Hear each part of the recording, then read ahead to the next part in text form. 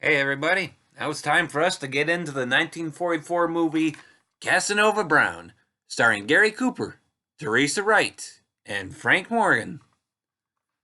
Now in this movie, Gary Cooper plays Casanova Cass Brown, who is about to be married to Madge Ferris, as played by Anita Louise, when he receives a letter from a maternity hospital in Chicago, which makes him nervous.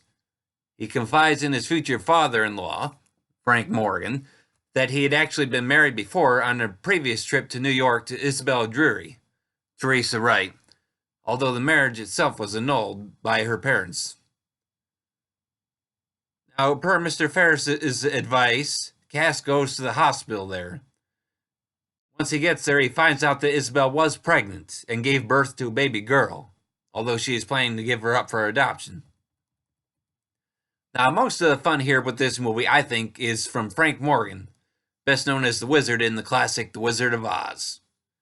Now, as the father-in-law advising against the marriage, he is a real hoot. Now, of course, it's not Cass that he is objecting to, since he actually likes him, but his own daughter, or at least more so the idea of marriage, period. Now, of course, I think a lot of this is because it seems he might have married his wife, at least partly for her money, which he maybe got to spend some of before she and her family put him on an allowance, making it much harder, especially after they had kids and at least one grandkid, for him to have any hope of it getting his hands on any of that money. Now, of course, the film is worth watching for more than just Frank Morgan.